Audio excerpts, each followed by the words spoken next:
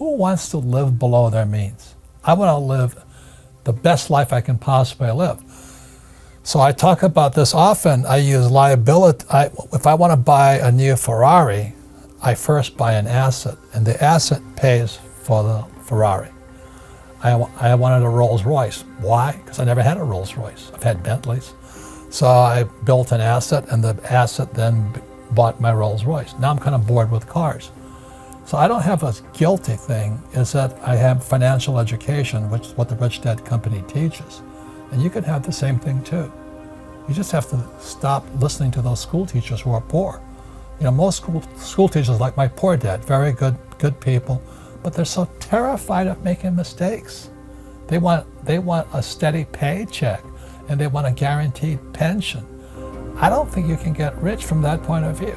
Look at this chart here. It's called the cash flow quadrant.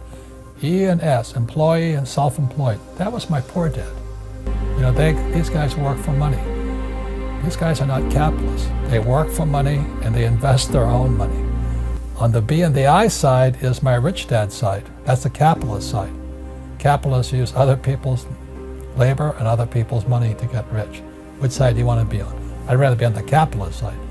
So that's the only difference. It's a whole shift of mindset and education, but everybody can do it if you want to do it. It was really hard because I didn't like, I'm actually a very shy person. So learning how to sell was the hardest thing I could do. But if I hadn't spent 4 years learning how to sell, I never made it here, I never made it here. So every job is not so much for the high paying job with job security. For not everybody, you know, most people should have job security because they're not designed to be entrepreneurs. But if you're going to be an entrepreneur, then you better take this job and say, well, which way am I going to go? Yeah. Okay. So I knew my job at Xerox was to go here and here and here, not stay here. And I actually make so much money over here that I don't need job security, I need the money. So really that's the lesson. When you look at a job, you look at what can I learn more than how much can I make. And I think that's the biggest challenge. And if you look for a job where you can learn a lot, the harder the job, the better it is. Yeah. Do you know? What makes something an asset or liability is the two most important words in business: cash flow. Which way is the cash flowing? So an asset, if the money is flowing into your income statement, it's an asset. So my rich dad would say, if money is flowing into your pocket, it's an asset. If money is flowing out of your pocket, it's a liability. So the average person, they go out and they buy a house, they say, oh, it's an asset, but every month it's flowing straight to the bank. So your money flows straight to the bank. Not that intelligent. You know, I want the money to flow from the bank to me. So it flows to the bank.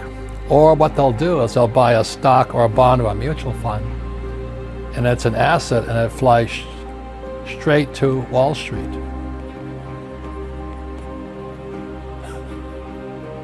Not your asset, it's Wall Street's asset. And the third line, when you look under expense, first line is tax. So the average employee, like my poor dad, with a high-paying job, the money comes in, goes straight out the taxes and to the government. Makes sense? So when you get a job, first line, taxes, second, mortgage to the bank, third, your 401k or your IRA, straight to Wall Street.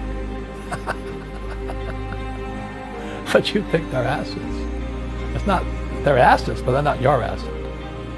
So that's one of the big things my rich dad taught me, is you gotta control your cash flow.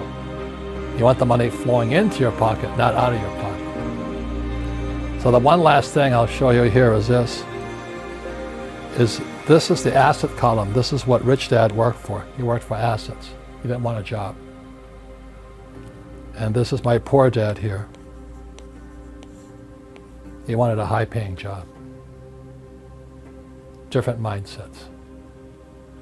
So today, you know, I still go home to Hawaii. I see my relatives, and they call me Bobby. Bobby, have you got a job yet? And I go, no, Auntie, I don't have a job. She goes, oh, too bad, you're unemployed. I said, yep.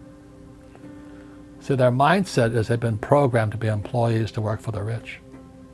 And that's what my rich dad taught me. So it's all here in the financial statement. The rich work for assets.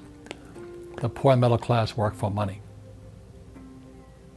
Very different mindset. So I don't want a job. I just want the asset that produces income called cash flow.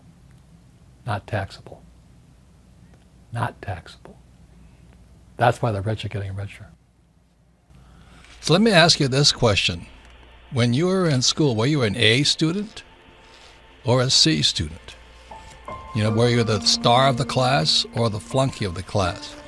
And if you weren't the A student, then did that mean you couldn't be successful? Is that what it means to you? If you didn't go to a great school, you're never going to be successful? What if you drop out? You know, what if you drop out like Steve Jobs and Bill Gates? That means you've had it. Jack Ma, who was the founder of a little company called Alibaba, he just recently said, if you're 35 and you're not rich and successful, you'll never be successful. Of course, Jack Ma is a school teacher, former school teacher who struck it rich. But naturally, they have this idea that if you're not successful in school, you'll never be successful in life. And my contention has always been it almost damages you in school. You know, school damaged my brain, and my father was the head of education for the state of Hawaii, PhD. And I hated school. I mean, I sat there and getting pounded all the time for being stupid.